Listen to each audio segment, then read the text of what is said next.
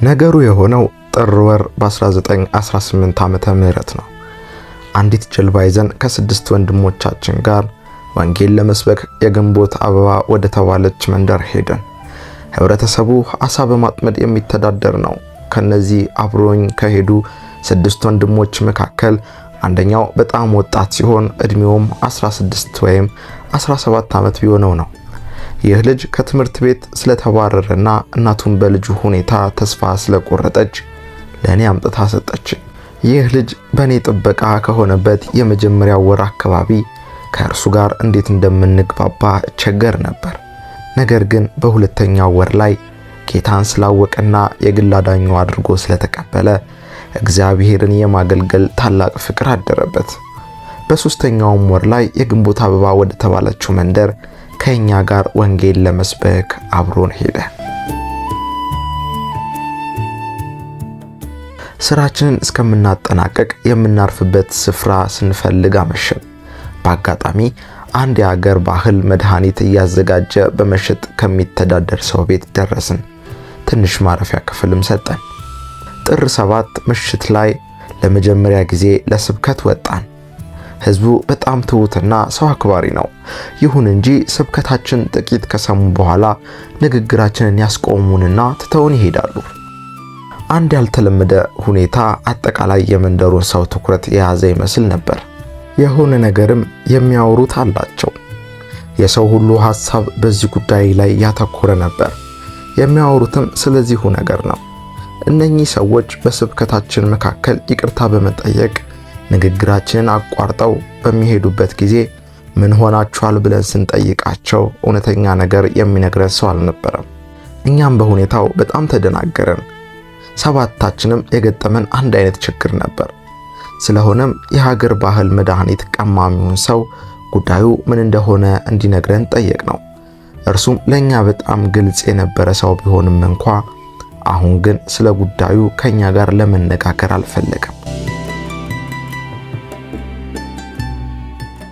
በሚቀጥለው ቀን እንደገና ወንጌል ለመስበክና መጽሐፍ ቅዱስ ለመስጠት ወጣን። ይህን በምናደርግበት ጊዜ አንድ ወንድማችን በአንድ ቀን በተደጋጋሚ ተመሳሳይ ችግር ስለገጠመው የመንደሩን ሰዎች ጉዳዩን ለማወቅ ስለፈለገ ወሬ ያነፈንፍ ጀመር። ከመንደሩም ሰዎች አንዱ በድንገት እኛ ቀደም ሲል ብዙ አማልክቶች እንዳሉን አታውቅምን? ከነዚህ በተጨማሪ ሌሎች አማልክትን ልንቀበል አንችልም ይለዋል። በመቀጠልም እዚህ ስሙ ታዋንግ የተባለ አምላክ አለን። ጥር ወር ላይ በየዓመቱ ለዚህ አምላክ ክብረ በዓል ሰልፍ እናደርጋለን። ስለዚህ እናንተ የመጣችሁበት ሰዓት ትክክለኛ ጊዜ አይደለም። በዓሉ የሚደረገው ጥር 11 ነው። ስለዚህ ለዚህ ዝግጅት ደፋ ቀና ስለምንልና ጊዜ ስለሌለን የእናንተን ኢየሱስ ለመስማት አንችልም። በታሪክ እንደሚወራው ከቺንግ ስርወ መንግስት ጀምሮ ለ200 ዓመት ያህል የታዋንግ በዓል የሚከበር ሲሆን ይህ በዓል በሚከበርበት ቀንም ዝናብ ዘንቦ አያውቅም አለው። ይህ ወጣት ወንድም የዚያን ሰው ቃል ከሰማ በኋላ የሰውየው ንግግር ውስጡን ስላስቆጣው በዚህ ዓመት በበዓሉ ሰልፍ ቀን ዝናብ ይዘንባል ሲል ተናገረ። ከዚያ በኋላ ብዙዎቹ የመንደሩ ሰዎች ወዲያውኑ ይህን አባባል ተቀብለው የሆኑ ሰባኪዎች በዚህ ዓመት በታዋንግ ክብረ በዓል ላይ ዝናብ ይዘንባል እያሉ ይሰብካሉ በማለት ወሬውን በመንደሩ ሁሉ አሰራጩት።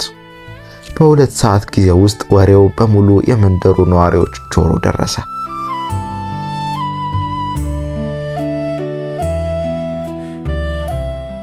ከዚያም ሰው ሁሉ እንዲህ ማለት ጀመረ።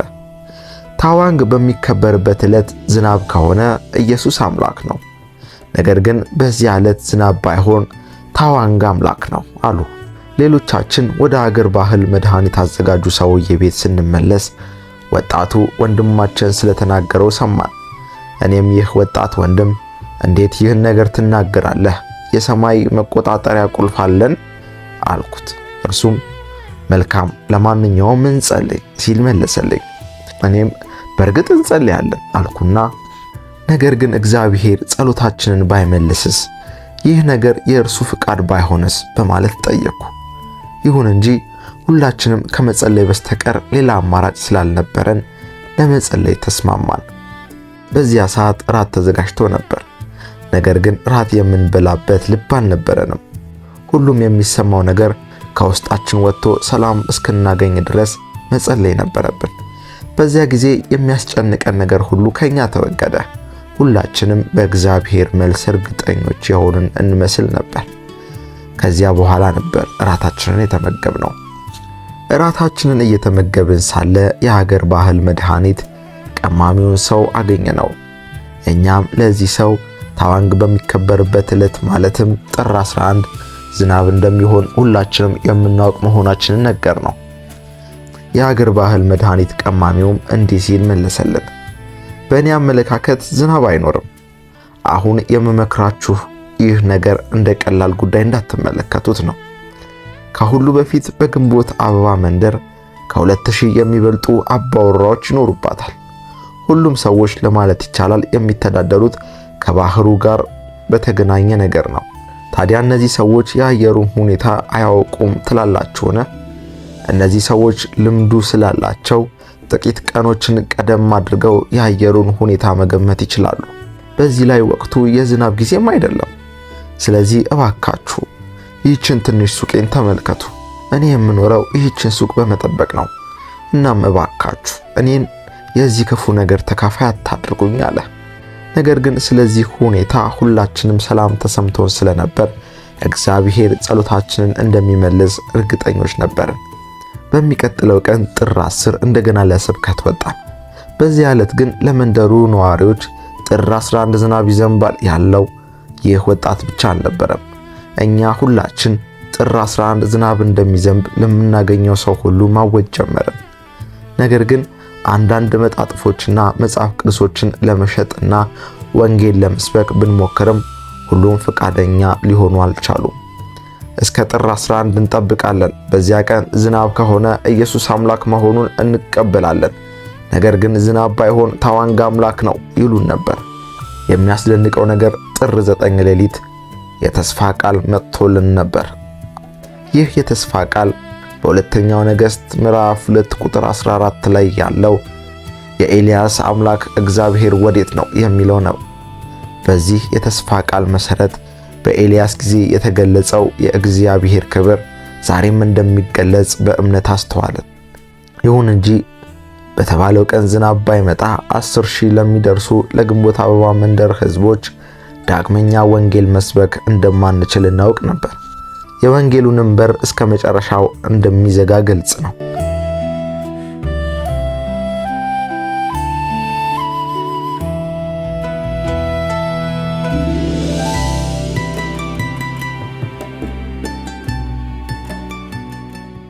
ከጥር 11 በፊት ባለው ሌሊት እንደገና ጸለየን። 1-2 የሆኑ ወንድሞቻችን በእምነት ደከሙ። እየጮሁም እንግዲህ እግዚአብሔር ዝናቡን ሊልክልን የሚችልበት ጊዜ ዛሬ ማታ ብቻ ነው ይሉ ነበር። ተስፋ በመቁረጥ ሁላችንም ከተለመደው ጊዜ ዘግይተን ተኛን። በሚቀጥለው ጠዋት ጥር 11 በትንሿ መስኮት ወደ ውጭ አሻግሬ ስመለከት የበጋው የፀሐይ ብርሃን ደምቆ ታየኝ። ፀሐዩ ፍንትው ብሎ ወጥቷል። እንግዲህ ምንድነው የምናደርገው በማለት አሰብኩ።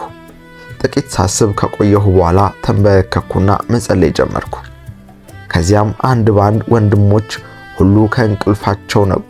ሁሉም ተንበርክከው እግዚአብሔር ሆይ ክብርህን የምታሳይበት ይህ ቀን ነው፣ እባክህ እግዚአብሔር ሆይ ይህ ሕዝብ እንዲያውቅ ዝናብ ላክ በማለት ጸለዩ። ሁላችን በመስማማት ተክተን ከልባችን መጸለይ ጀመርን። ከዚያም ቁርሳችንን ለመብላት ሁላችንም ከተንበረከክንበት ተነስተን ወደ ምድር ቤት ወረድን። እኔም የህብረቱ መሪ እንደመሆኔ ምግባችንን የሚያዘጋጅልንን ሰው ዛሬ ዝናብ ስለሚሆንና በየመንደሩ እየተዘዋወርን ወንጌል መስበክ ስለማንችል ለሽርሽር ይዘነው የምንሄደው ምሳ እንዲዘጋጅልን በመናገር የወንድሞችን መንፈስ ለማበረታታት ሞከርኩ። ሽርሽር መሄድ ባንችል እንኳን በዝናብ ምክንያት ቤት ስለምንውል ምሳ እንደሚያስፈልገን ነገርኩት። ከዚያም ለቁርስ ስለቀረበው ምግብ አመሰገንን። በዚህ የምስጋና ጸሎት ውስጥ አንዱ ወንድም እግዚአብሔር ይህ እምነት በልባችን ውስጥ እንዲጠብቅ ደጋግሞ ለመነ። የመጀመሪያውን የሳህን ሩዝ በልተን እንደጨረስን ሁላችንም በአንድ ጊዜ በሸክላው ጣሪያ ላይ ጥቂት የዝናብ ነጠብጣብ ሰማን። እርስ በርሳችን ተያየን። ሁላችንም በልባችን ምን እንደሆነ እናውቅ ነበር። በዚህ ጊዜ አንድ ወንድም ለምን እግዚአብሔር በኃይል እንዲያዘንብ አንጠይቀውም? ይህን እግዚአብሔር ሆን ብሎ ዝናቡን እንደላከው እንጂ በአጋጣሚ እንዳልሆነ ሰው ሁሉ ይረዳል። ሁላችንም በነገሩ በመስማማት በአንድ ልብ ጸለየን። ጸሎታችንን እንደጨረስን ሰማዩ በአንድ ጊዜ ወደ ጥቁርነት ተለወጠ። በማከታተልም ዝናቡ እንደ ጎርፍ መውረድ ጀመረ። ቁርሳችንን በልተን ከጨረስን በኋላ ከትንሿ ሱቅ ደጅ ላይ ቆመን የበዓሉን ሰልፍ ለመመልከት ተዘጋጀን። የበዓሉ ሰልፍ በመጀመሪያ ሊደረግ የታቀደው ከጠዋቱ 3 ሰዓት ላይ ነበር። ነገር ግን ዝናቡ እስከ 5 ሰዓት ሊያቆም አልቻለም። በአገሩ ባህል መሰረት የበዓሉ ሥርዓት ከ1 ሰዓት በላይ እንኳን ሊራዘም የማይችል ነው። ስለሆነም የመንደሩ ነዋሪዎች መታገስ ስላልቻሉ ታዋንግ የተባለውን ጣዖት ወደ በዓሉ ስፍራ ለመውሰድ ከመቅደሱ ተሸክመውት ወጡ። ዝናቡ በእውነት በጣም ከባድ ነበር። በዚህ ሰዓት በመንደሩ ላይ የሚወርደው ጎርፍ ከ2 እስከ 3 ጫማ ጥልቀት ነበረው። ታዋንግን ከመቅደሱ ተሸክመው ከወጡት ተሸካሚዎች ውስጥ አንደኛው ሰው ጥቂት መንገድ ከሄደ በኋላ ውሃ ውስጥ ወደቀ። ታዋንግም አብሮት ወደቀ። 3 ጣቶቹና 1 ክንዱ ተሰበረ፣ ጭንቅላቱም ተፈነከተ። ወደ በዓሉ ስፍራ የወጣው ሰው ሁሉ በድንጋጤ ተመታ። የዚያ ጣዖት አምላኪዎችም እየተርበተበቱ የጣዖታቸውን ጭንቅላት ካስተካከሉ በኋላ በዙሪያው ተሰለፉ። ከተሰለፉት ሰዎች ውስጥ ብዙ ወጣቶች ወዮ ታዋንግ በዚህ ዓመት፣ ወዮ ታዋንግ በዚህ ዓመት እያሉ መጮህ ጀመሩ።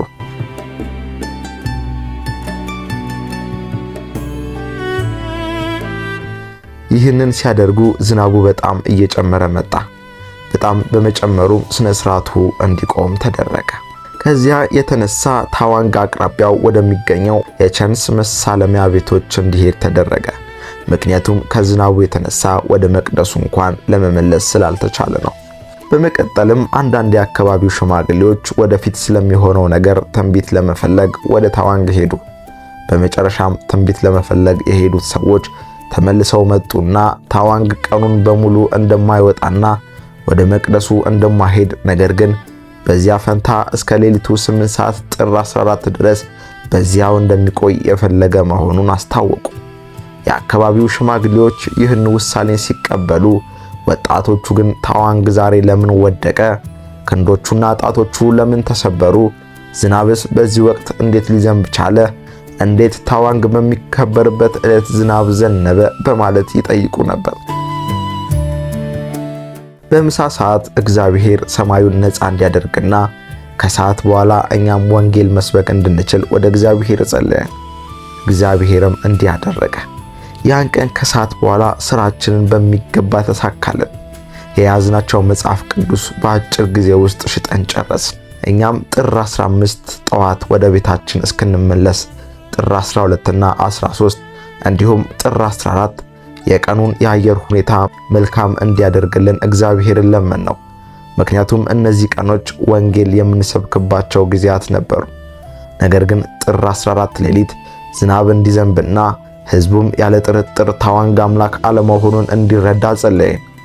እንደጠበቅነውም ጥር 12 እና 13 እንዲሁ ጥር 14 የቀኑ ሰማይ ንጹህ ሆነ። ጥር 14 ማታ የወንጌል ስብሰባ በሀገር ባህል መድኃኒት ተቀማሚው ሱቅ ለመካሄድ ወሰንን። በዚህ ጊዜም የሀገር ባህል መድኃኒት ቀማሚው ሰውዬ በጌታ ኢየሱስ ክርስቶስ አመነ። በዚህ ዕለት ጥር 14 መድኃኒት ቀማሚው ሰው በሰጠን ክፍል ሆነን እግዚአብሔር ዝናቡን በዚህ ሌሊት እጅግ እንዲያከብደው ጸለየን። ጌታ ይመስገን፣ ዝናቡ እጅግ ጨምሮ ዘነበ። መንደርተኛውም ታዋንግን ተሸክመው በሚያወጡበት ጊዜ በጣም ብዙ ሕዝብ እየተነባበረ ወደቀ። ብዙ ወጣቶችም አምላክ ኢየሱስ እንጂ ታዋንግ አይደለም እያሉ ጮሁ። ወገኖች፣ የጸሎታችን መልስ ቁጥር ስፍር የለውም። ነገር ግን የዚህ ጸሎት መልስ ብቻ እንኳን እግዚአብሔር ስለመኖሩ በቂ ማረጋገጫ ነው። እናም የኛ መንፈሳዊ ልምምድ ለሕያው እግዚአብሔር መኖር አንዱና ዋና ማስረጃ ነው። እንግዲህ እግዚአብሔር ካለ ምን ማድረግ አለብን? እግዚአብሔር መኖሩን ማመን ብቻ በቂ አይደለም። የእግዚአብሔር ቃል አሞጽ 4:12 ላይ አምላክህን ለመገናኘት ተዘጋጅ ይላል። እኔም አንድ ጥያቄ ልጠይቃችሁ። እግዚአብሔርን ለመገናኘት ተዘጋጅታችኋል? እግዚአብሔር መኖሩን እስካወቃችሁ ድረስ እንዴት እርሱን ለመገናኘት ቸልተኞች ትሆናላችሁ? በከሃዲዎች የሐሰት መላምት እንደማንወናበር ተስፋ አደርጋለሁ። ስለዚህ በመጀመሪያ ልናደርገው የሚገባ ጉዳይ ቢኖር እግዚአብሔርን ለመገናኘት ይሆናል። ይቀናልኛል መንገዴ፣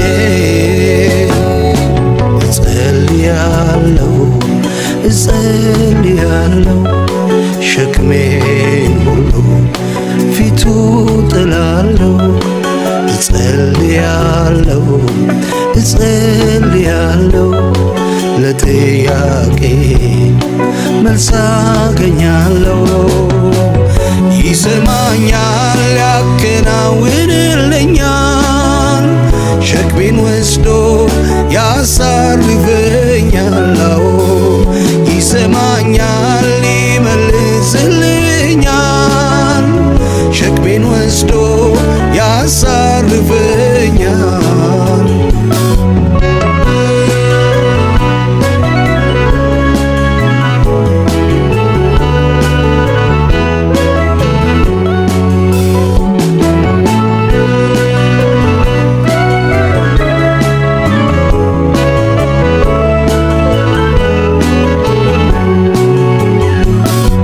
ትላንቱ ስብስብ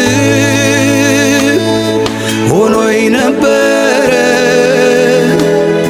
መልሱ ተገኝቶ አቤት ሰመረ። በእምነት በፊቱ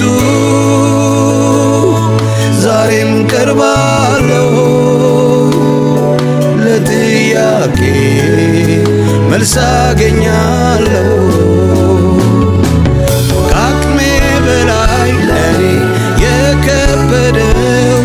በእግዚአብሔር ዓይን እሱ ቀላል ነው።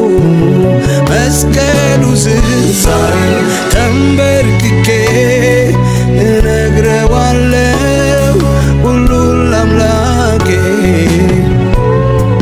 እጸልያለሁ ከአባቴ ጋር እነጋገራለሁ። እጸልያለሁ ከአምላኬ ጋር እነጋገራለሁ።